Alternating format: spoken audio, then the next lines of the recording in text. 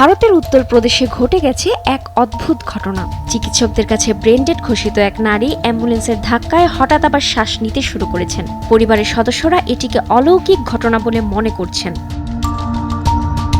11 March Hindustan Times জানিয়েছে, ঘটনাটি ঘটেছে বেরুইলি হরিদ্বার মহাসড়কে।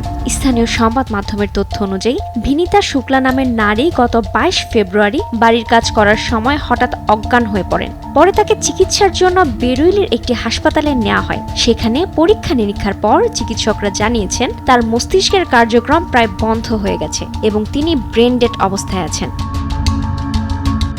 বেঁচে থাকার আর কোনো আশা নেই। চিকিৎসকদের কাছ থেকে এমন কথা শুনে ভেঙে পড়েছিল ভিনিতার পরিবার।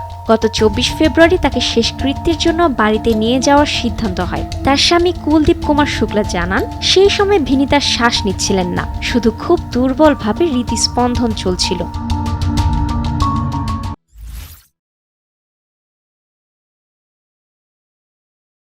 এই অবস্থায় অ্যাম্বুলেন্স করে তাকে বাড়িতে নিয়ে যাওয়া হচ্ছিল, কিন্তু পথে হাফিজগঞ্জ এলাকায় একটি বড় গর্তে পড়লে অ্যাম্বুলেন্সটিতে প্রচণ্ড ঝাঁকুনির সৃষ্টি হয়। সেই ধাক্কার পরেই ঘটে অপ্রত্যাশিত ঘটনা।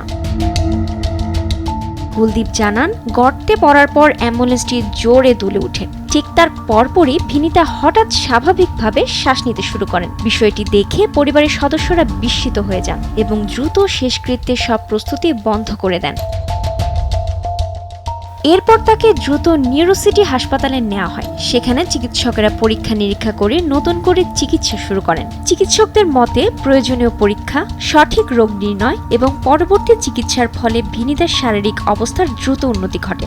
একদিনের মধ্যেই ভিনিতা অনেকটা সুস্থ হয়ে বাড়িতে ফিরে আসেন। কুলদীপ কুমার শুক্লা এই ঘটনাকে মৃত্যুকে জয় করা বলে বর্ণনা করছেন। ঘটনাটি চিকিৎসা বিজ্ঞানের দৃষ্টিকোণ থেকেও আলোচনার বিষয় হয়ে উঠেছে। অনেকের মতে সম্ভবত হাসপাতালের নির্ণয়ে ভুল ছিল, অথবা ভিনিতা এমন একটি জটিল অবস্থায় ছিলেন যাকে ভুলভাবে ব্রেন ডেড হিসেবে ধরা হয়েছিল। তবে পরিবারের কাছে এটি এক অলৌকিক প্রত্যাবর্তন, যেখানে রাস্তার একটি গর্তই ভিনিতার জীবন বাঁচিয়েছে।